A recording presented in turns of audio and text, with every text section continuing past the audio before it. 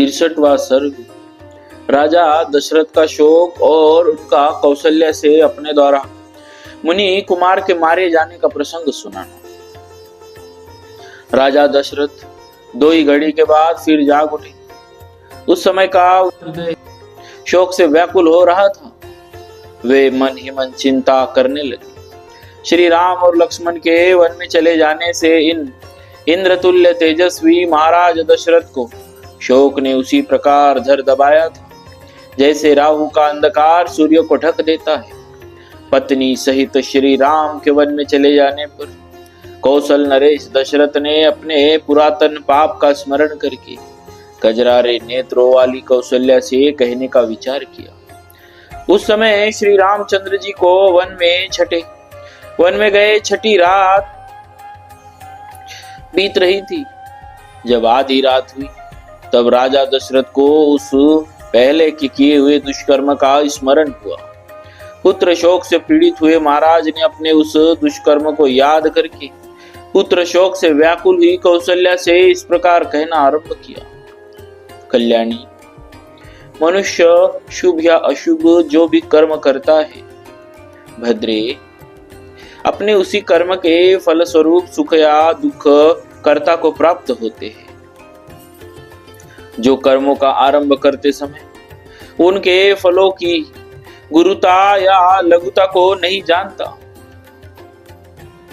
उनसे होने वाले लाभ रूपी गुण अथवा हानि रूपी दोष को नहीं समझता, वह मनुष्य बालक मूर्ख कहा जाता है। कोई मनुष्य पलाश का सुंदर फूल देखकर मन ही मन यह अनुमान करे कि इसका फल और भी मनोहर तथा सुस्वादु होगा। फल की अभिलाषा से आम के बगीचे को काटकर वहां पलाश के पौधे लगाता और सींचता है। वह फल लगने के समय पश्चाताप करता है क्योंकि उससे अपनी आशा के अनुरूप फल वह नहीं पाता है। जो क्रियमान कर्म के फल का ज्ञान या विचार न करके केवल कर्म की ओर ही दौड़ता है, उसे उसका फल मिलने के समय उसी तरह शोक होता है जैसे कि आम काटकर पलाश सींचने वालों को हुआ करता है। मैंने भी आम का वन काटकर पलाश को ही सींचा है। इस कर्म के फल की प्राप्ति के समय अब श्री राम को खोकर मैं पश्चाताप कर रहा हूं। मेरी बुद्धि कैसी खोटी है। कौशल्य, पिता के जीवन काल में जब मैं केवल राजकुमार था तब अच्छे धनुर्धर के रूप में मेरी ख्याति फैल गई थी। सब लोग यही कहते थे कि राजकुमार दशरथ शब्द वेदी बाण चलाना जानते थे। इसी ख्याति में पढ़कर मैंने यह एक पाप कर डाला था जिसे अभी बताऊंगा। देवी, उस अपने किए हुए दुष्कर्म का फल मुझे इस महान दुख के रूप में प्राप्त हुआ है। जैसे कोई बालक अज्ञानवश विष खा ले तो उसे भी वह विष मार ही डालता है, उसी प्रकार मोह या अज्ञानवश किए हुए दुष्कर्म का फल भी यहाँ मुझे भोगना पड़ रहा है। जैसे दूसरा कोई गवार मनुष्य पलाश के फूलों पर ही मोहित हो, उसके कड़वे फलों को नहीं जानता, उसी प्रकार मैं भी शब्दवेदी बाण विद्या की प्रशंसा सुनकर उस पर लट्टू हो गया। उसके द्वारा ऐसी क्रूरतापूर्ण पाप कर्म बन सकता है और ऐसा भयंकर फल प्राप्त हो सकता है, इसका ज्ञान मुझे नहीं हुआ। देवी, तुम्हारा विवाह नहीं हुआ था और मैं अभी युवराज ही था। उन्हीं दिनों की बात है, मेरी काम भावना को बढ़ाने वाली वर्षा ऋतु आई। सूर्यदेव पृथ्वी के रसों को सुखाकर और जगत को अपनी किरणों से भली भांति संतप्त करके, जिसमें यमलोकवर्ती प्रेत विचरा करते हैं, उस भयंकर दक्षिण दिशा में संचरण करते थे। सब और सजल मेघ दृष्टिगोचर होने लगे और गर्मी तत्काल शांत हो गई। इससे समस्त मेंढकों, चातकों और मयूरों में हर्ष छा गया। पक्षियों की पांखें ऊपर से भीग गई थी, वे नहा उठे थे। और बड़ी कठिनाई से उन वृक्षों तक पहुंच पाते थे, जिनकी डालियों के अग्रभाग वर्षा और वायु के झोंकों से झूम रहे थे। गिरे हुए और बारंबार गिरते हुए जल से आच्छादित हुआ मतवाला हाथी तरंग रहित प्रशांत समुद्र तथा भीगे पर्वत के समान प्रतीत होता था। पर्वतों से गिरने वाले स्रोत या झरने निर्मल होने पर भी पर्वतीय धातु के संपर्क से श्वेत, लाल और भस्मयुक्त होकर सर्पों की भांति कुटिल गति से बह रहे थे।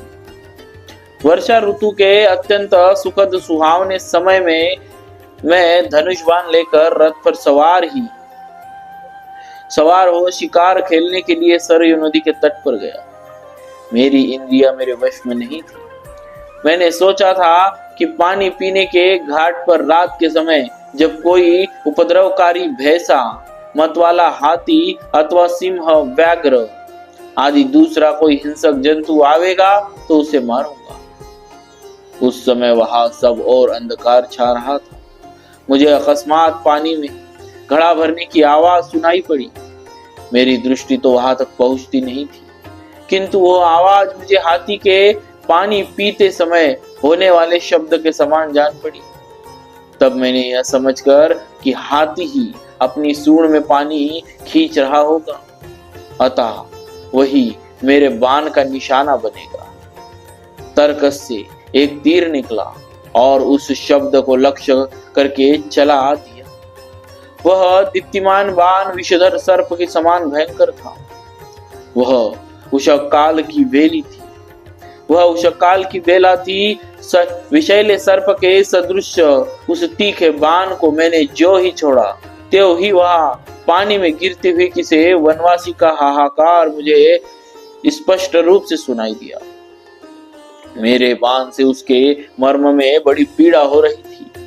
उस पुरुष के धराशायी हो जाने पर वहां यह मानव वाणी प्रकट हुई, सुनाई देने लगी। हाँ, मेरे जैसे तपस्वी पर शस्त्र का प्रहार कैसे संभव हुआ?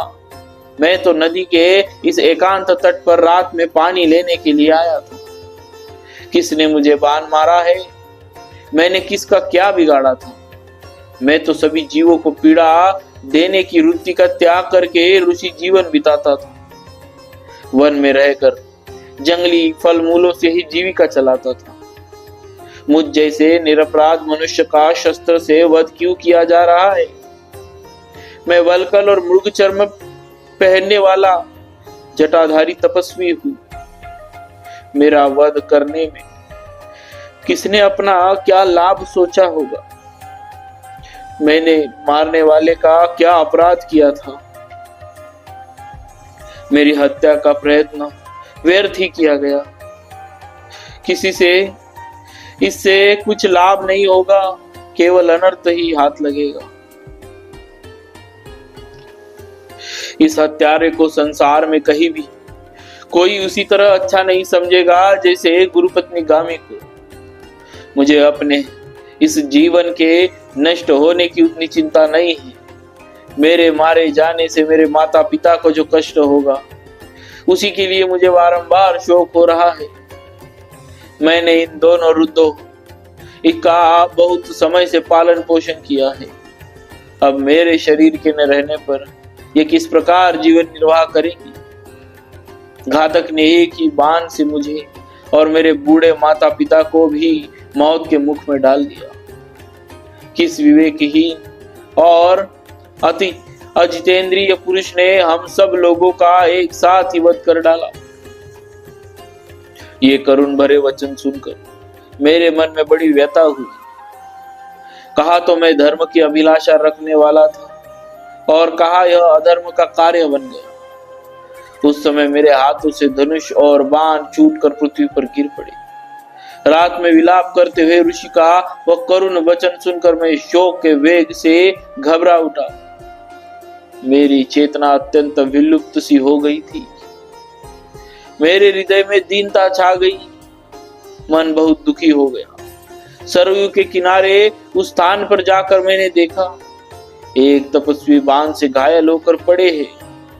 उनकी जटाएं बिखरी हुई, गले का घड़े का जल गिर गया तथा सारा शरीर धूल और खून में सना हुआ। वे बांध से बींधे हुए पड़े थे। उनकी अवस्था देखकर मैं डर गया, मेरा चित्त ठिकाने नहीं था। उन्होंने दोनों नेत्रों से मेरी ओर इस प्रकार देखा मानो अपने तेज से मुझे भस्म कर देना चाहते हो। वे कठोर वाणी में यूं बोले, राजन, वन में रहते हुए मैंने तुम्हारा कौन सा अपराध किया था?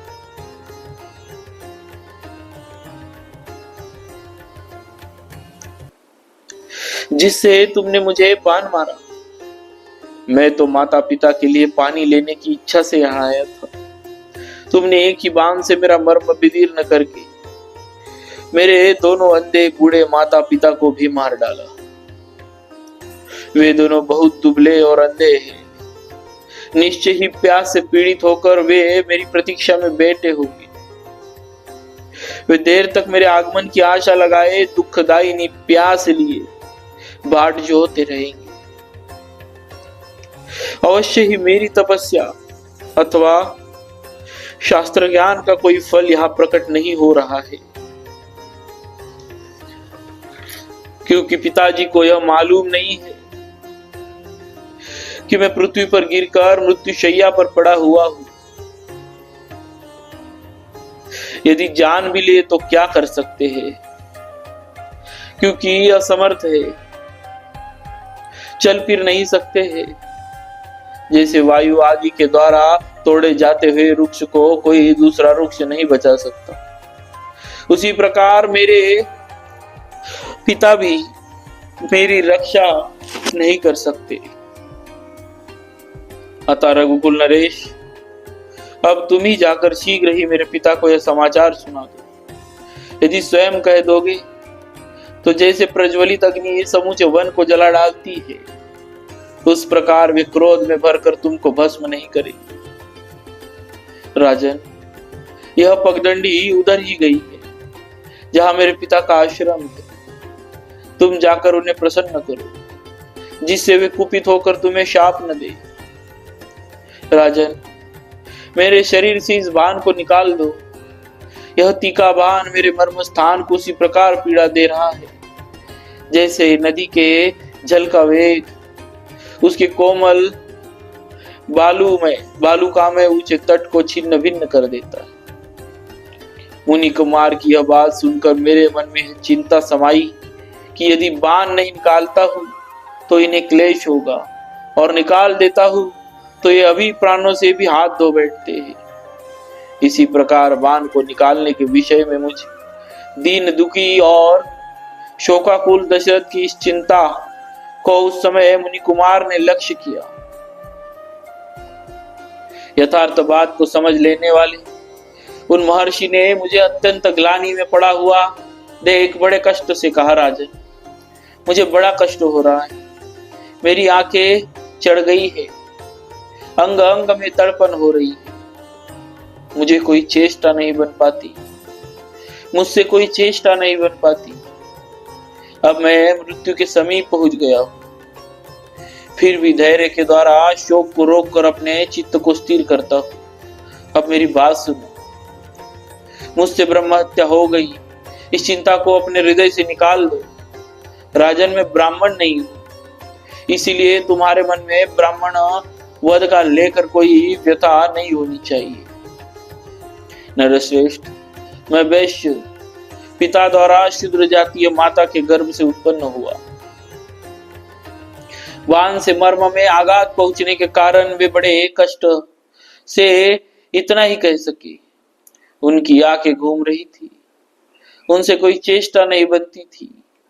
वे पृथ्वी पर पड़े पड़े झटपटा रहे थे और अत्यंत कष्ट का अनुभव कर रहे थे। उस अवस्था में मैंने उनके शरीर से उस बाण को निकाल दिया। फिर तो अत्यंत भयभीत हो उस तपो धन ने मेरी ओर देखकर अपने प्राण त्याग दिए।